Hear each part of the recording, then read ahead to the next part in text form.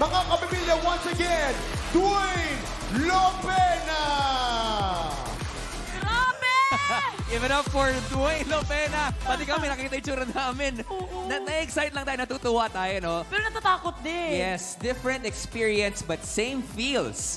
At narinig ko mula sa isa sa mga judges natin, sinabi niya, grabe no, kinakabahan ako. Donnie, care to explain? Kinakabahan pa rin ako. Yun ang narinig ko mula sa'yo kanina. Yung may sabi ko? Yes. Hindi Hindi, ba?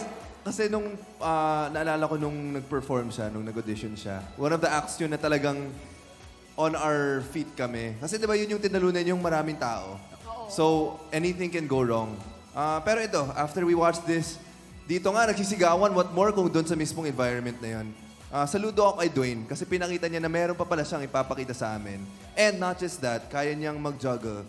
Living proof siya na kaya niya mag-juggle ng school, trabaho niya, at yung mga pangarap niya.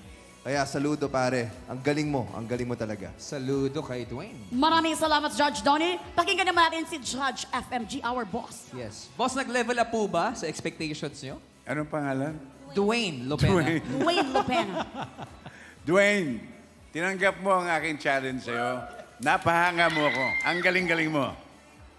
Maraming salamat. Natuwa si FMG. Ganun din ba yung feels ni Kath?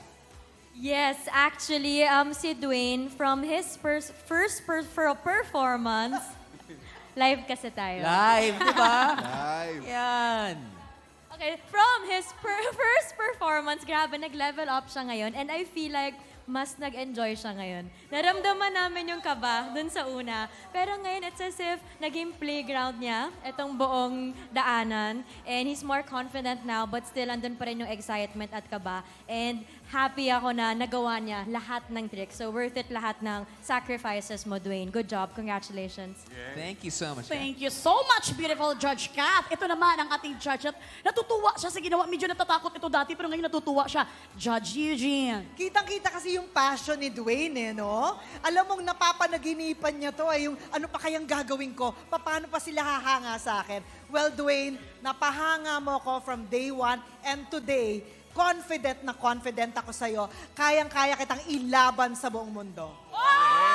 Grabe yun, ha? Coming from Miss Oge, maraming salamat sa ating judges. And also, maraming salamat sa ating mga kapamilya na nakatutok sa labas po ng ating venue dito. Thank you. Sa Sergeant Esguerra, mag-iingat po kayo dyan. We really appreciate you.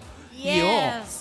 Maraming salamat po sa inyo. Pero syempre, kung gusto nyo pang makita ang Extreme Bike Stunts sa Grand Finals, tandaan ang pangalang Dwayne Lopena at hanapin at i-click lang ang picture o pangalan niya tomorrow. Hintayin po ang pagbubukas ng online voting tomorrow pagkatapos makapag-perform ng ating 6th semi-finalist. Thank you and good luck, Dwayne!